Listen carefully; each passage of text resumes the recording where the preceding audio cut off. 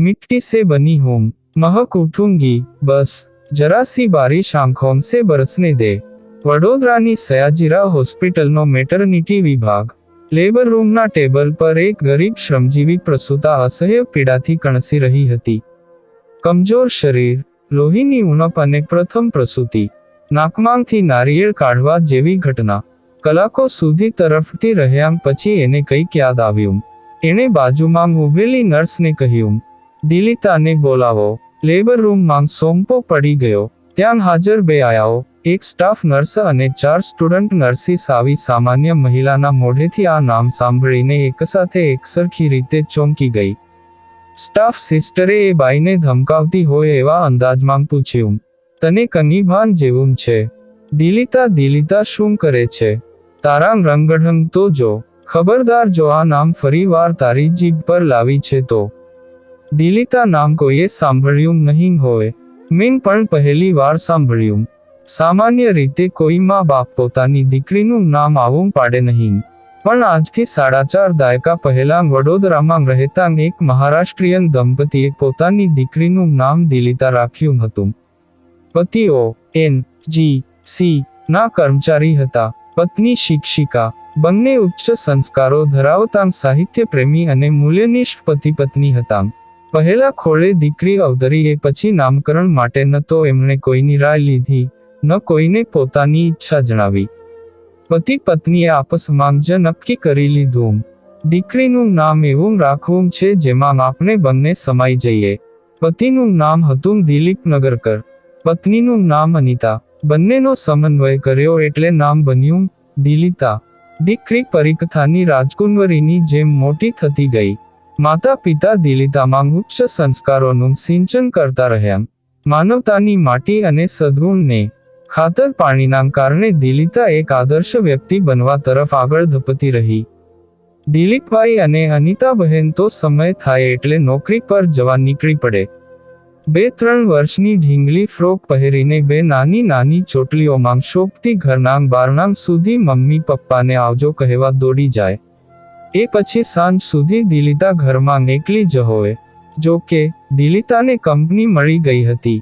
એના ઘરની બાજુમાં જ એક નાનકડી ઓરડીમાં એક શ્રમજીવી પરિવાર રહેતો હતો. એ પરિવારમાં દિલિતા જેવડી જ એક નાની દીકરી હતી. તેનું નામ કૈલાસ. દિલિતા અને કૈલાસ બંને બહેનપણીઓ બની ગઈ. કૈલાસની માં અનિતાબહેનને ત્યાં ઘરકામ કરવા માટે આવતી હતી. કચરા પોતાંગ, કપડાં અને વાસણ આ બધું કામ પતાવીને એ ગરીબ પણ ભલી બાઈ દિલિતાનું ધ્યાન રાખવા માટે સાંજ સુધી ત્યાં જ બેસી રહેતી હતી. કૈલાસને તો મજા પડી ગઈ. દિલિતા જેવી દોસ્ત હતી. રમવા માટે મોટું ફળિયું હતું અને સપનામાં જોયા ન હોય એવા રમકડાં હતા. બંને બાળકીઓ દુનિયાના આર્થિક વ્યવહારોથી અજાણ હતી. એટલે પોતાના માતા પિતા વચ્ચેની આર્થિક અસમાનતાને ધ્યાનમાં લીધા વગર સમાન ભાવે રમતી રહેતી હતી. આ રીતે કેટલાક વર્ષો વીતી ગયા. કૈલાસ તો 15 વર્ષની થઈ ત્યારે એના મા બાપે એને પરણાવી દીધી. દિલિતા તે સમયે શૈક્ષણિક કારકિર્દીના અત્યંત મહત્વના વર્ષમાં ભણી રહી હતી. એ ભણવામાં ખૂબ તેજસ્વી હતી. 2 વર્ષ પછી એને મેડિકલ કોલેજમાં એડમિશન મળી ગયું. મેડિકલ કોલેજમાં 4.5 વર્ષના અભ્યાસ દરમિયાન દિલિતા બધાની પ્રીતિપાત્ર બની રહી. એનો મિલનસાર સ્વભાવ એના માટે લોકોનો સ્નેહ જીતવા માટેનું અમોઘ હથિયાર સાબિત થયું. જુનિયર વિદ્યાર્થીઓ પણ એની તરફ માનભરી નજરથી જોતા હતા. MBBS ની ડિગ્રી મેળવ્યા પછી મેરિટના આધાર પર દિલિતાને ગાયનેક શાખામાં પ્રવેશ મળી ગયો. ગાયનેક વિભાગમાં ડો. દિલિતા એના કામ અને સ્વભાવના કારણે લોકપ્રિય બની ગઈ. એની સાથે કામ કરતા ડોક્ટરો પણ એને અહોભાવથી જોતા હતા. નર્સિંગ સ્ટાફ અને ચોથા વર્ગના કર્મચારીઓ ડો. દિલિતા મેડમને સહજપણે આદર આપવા લાગ્યા હતા. એમના વિશે કોઈ અડધું વાક્ય પણ ઘસાતું બોલે તો કોઈ સાંખે નહીં એવું વાતાવરણ હતું. કેટલાક લોકો આદર માન ઉઘરાવતા હોય છે, બીજા કેટલાકે સહજ રીતે પામતા હોય છે. ડો. દિલિતાબહેન ક્યારેય કોઈની પાસેથી રિસ્પેક્ટ માંગતા ન હતા. બધા આપોઆપ એમને આદરભરી નજરથી જોતા હતા. આવા વાતાવરણમાં કોઈ ગરીબ વર્ગની પ્રસૂતા ઊંચા અવાજમાં એકવચનમાં પૂછે કે દિલિતા ક્યાં છે? ત્યારે એ સાંભળીને લેબર રૂમમાં સોંપો પડી જાય તે સ્વાભાવિક છે. પ્રસૂતિની પીડાથી જ્યારે અંગે અંગ ફાટતું હોય ત્યારે શિષ્ટાચારની દરકાર કોણ કરે? પેલી સુવાવડી બાઈને તો બાપડીને ખબર પણ ન હતી કે પોતે બચપણમાં જેની સાથે સમાન ભાવે ઢીંગલીથી રમતી હતી એ દિલિતા હવે સયાજીરાવ હોસ્પિટલના ગાયનેક ડિપાર્ટમેન્ટમાં રજિસ્ટ્રાર બની ગઈ હતી. એને એકવચનમાં સંબોધવી એ અહીં સૌથી મોટી ધૃષ્ટતા ગણાય. એ તો બાપડી દિલિતા નું રટણ જ કરતી રહી. કંટાળેલી સિસ્ટરે અંતે આયાને દોડાવી કહ્યું, ક્વાર્ટર્સ પર જઈને મેડમને કહી આવ કે આવી કોઈ સમજણ વગરની પેશન્ટ લેબર રૂમમાં એડમિટ થઈ છે અને તમને કહીને યાદ કરી રહી છે. આયાએ જવા માટે પગ ઉપાડ્યો ત્યાં કૈલાસ બોલી ઉઠી, એને કહેજો કે તારી બાળપણની બહેનપણી કૈલાસ બોલાવે છે. બધાના મનમાં પાકો વિશ્વાસ હતો કે મેડમ નહીં આવે. માત્ર એમનો જવાબ આવશે કે મને કૈલાસ જેવું કોઈ નામ યાદ આવતું નથી. એ જે હોય તે તમે સંભાળી લેજો. હું MD ની એક્ઝામની તૈયારી કરી રહી છું. અત્યારે મારી ડ્યુટી પણ નથી. બધાના આશ્ચર્ય વચ્ચે દિલિતા નગરકર 5 જ મિનિટમાં હાજર થઈ ગયા.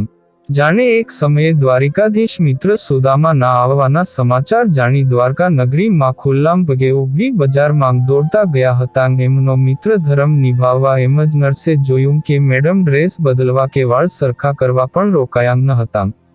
લેબર રૂમમાં આવીને મેડમ એક જ વાક્ય બોલ્યા, કૈલાસ તું.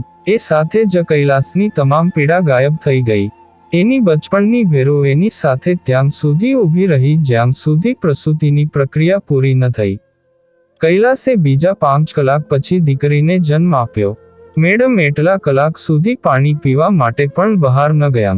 લેબર રૂમની બહાર ઉભેલા કૈલાસના માતા પિતા ઋણ સ્વીકારના ખારાંગ જળથી દિલિતાબહેનના ચરણ પખાળી રહ્યા. જેટલા દિવસ સુધી કૈલાસ મેટર્નિટી વોર્ડમાં રહી એટલા દિવસ દિલિતાબહેન એને મળવા માટે આવતા રહ્યા.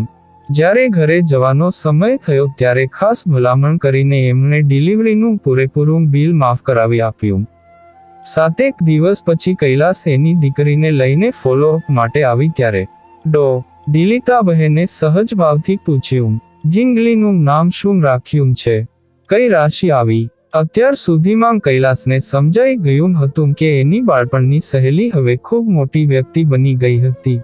એટલી મોટી કે એને હવે એકવચનમાં સંબોધી ન શકાય.